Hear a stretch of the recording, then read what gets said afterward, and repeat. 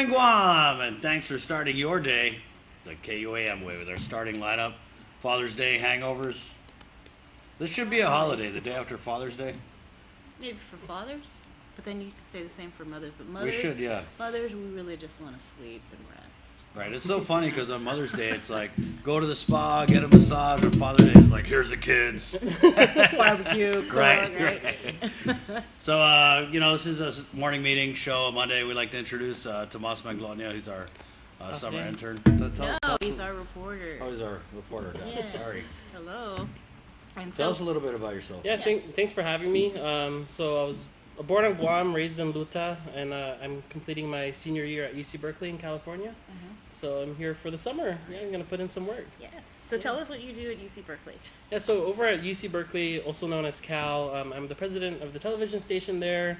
About 100 to 150 reporters at any given time, kind of managing news, sports, entertainment.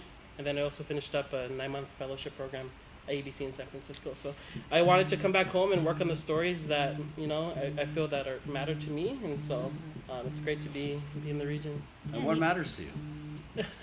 Well, so many things, Chris. So many things. Father's Day, just being around family. I think Right. it's good. Yeah. And so you actually had a chance to do some stories recently, right? Right when you came in, we had you hit the ground.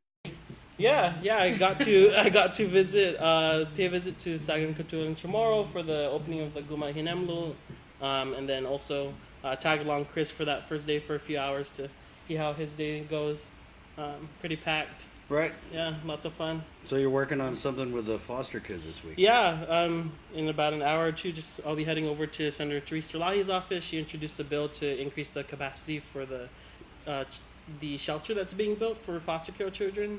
And really the motivation behind that is that there was a 4-year-old girl and a disabled girl who were sexually assaulted because they were homeless, found in a building, I believe by a drunken person. So this is kind of working an entire story about the special call for more foster families too. Yeah, and I spoke with Senator Salahi, and she was saying something like, these families being homeless, no walls, no barriers. So she feels it's of the utmost urgency to get these kids into a shelter that's safe and secure. Is Right. this the Regalia Foundation house? Yes, Yeah. yes, Oh, it is. okay, Yeah. okay. Yeah, I saw the pictures. It looks really, really nice. Yeah, it does.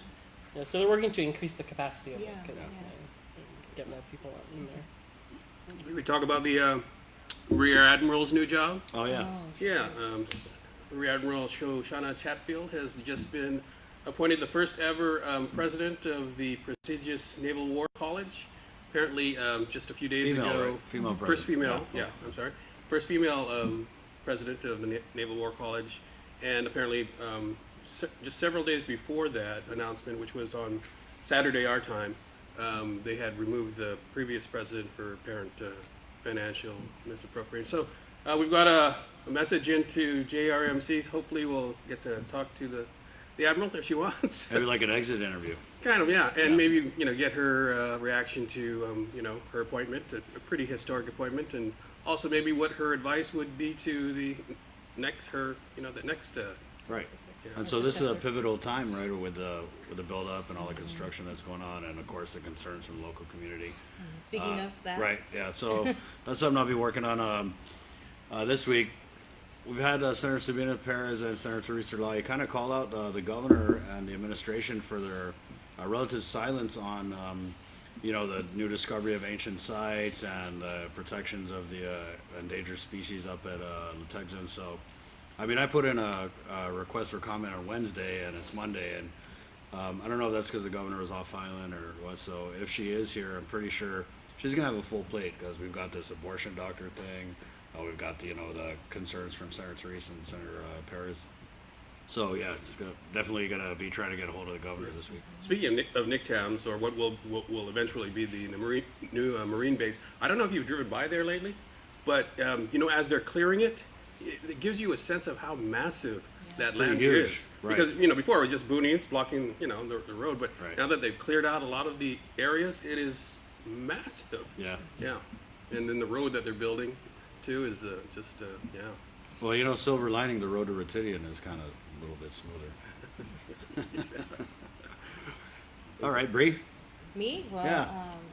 I'm always doing a lot of different things, but for in the mix this week, where last week I did a shoot. I was told to wear PT, which I thought I was going to be doing exercise on crime time, but it turned out to be something completely different.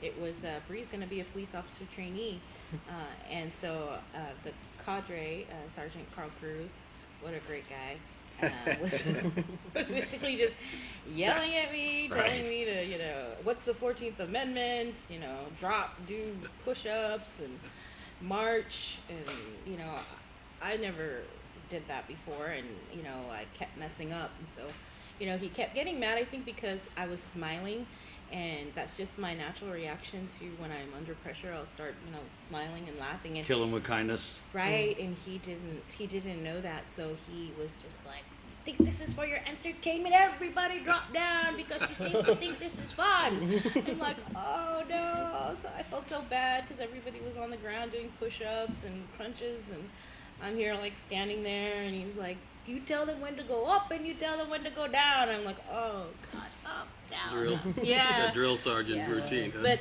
they set me up pretty good. I think I got punked that day. Yeah, that's good. That's what you get for always hassling the cops. Oh, Actually, Chief Ignacio was before the legislature last week too, talking about their budget, and the main topic, of course, was the need for additional personnel. We're woefully short in every. Guam has 4 major precincts, and we are woefully short in all of those precincts, and that's not to mention the other duties that they have in addition to manning the precincts. So Right. yeah. and this is the largest cycle. That's what they were Yeah. emphasizing. That it's the largest cycle. I think it's 26. I think. Yeah. Trainees that are going through the process. And I thought there was one part when we went into the classroom, and I thought it was just really sad and really disrespectful. During one of their training, they said that somebody got out of a car and was like, "GPD, you effing suck." And yeah, I thought it was just terrible that people would treat them like that. And they asked, "Well, what was your reaction?" And the trainee was like, "It was hurtful and disappointing that the public would treat them that way." And Paul Tapao was like, "You know what? You just suck it up, move on, and you just do your job." And so Yeah. I just give so much respect to those officers, because it's not an easy job Yeah, that much they're needed. getting Yeah. into. So We had that meeting in Manila last week, and man, obviously the residents there don't feel like their safety and the risk of their safety is being blown out of proportion. So it's going to be interesting because those meetings are supposed to be held at different parts of the island, and I think the north is next. So yeah, according to Mayor Savares, because I messaged her to find out when is the next meeting, and she just said it's going to be in the first week of July, but I don't have the exact date, so I'm trying to figure out, I'm going to reach out to her again to tell me like when exactly in July, because people actually want to go to that meeting because it is the largest village. right. But so the Manila one, it was a big I interviewed turnout. some people, and I knew there were problems there, but I mean the turnout was huge, and just across all different categories of people coming out and basically saying like, yeah, our village has gone to pot. So Yeah, and typically the village meetings will draw a little bit of a crowd, but not Right. not a huge crowd. But this just, I think, is an indicator of how this problem is probably people are been festering, frustrated. and it's very healthy, very important that it is talked about, so that people get a sense of what's being done, what the issues are. And it wasn't just people from Manila. There were people from Dededo, Getty Heights. Some imported complainers. Somewhat. But there was one inspiring person that spoke. That was Nadine Songeni. She's from Chuk, and she works for Humanities Guahan, and she's actually working on some programs to reach out to FSM citizens, and hoping to get her this week to talk about those programs to help spread awareness on the things that she's working at. And you should actually, if you haven't yet, watch her testimony that we posted on Facebook. Right on. Well, that's what we're working on for this week. Thank you so much for starting your day the KUAM way. Join me tomorrow for my group chat show. We'll let you know what's going to be happening on that pretty soon. It's every Tuesday. It always seems to sneak up on me. Yeah. But it's always a good show, so you Right. have to watch it. Until then, staff, Bye. adios.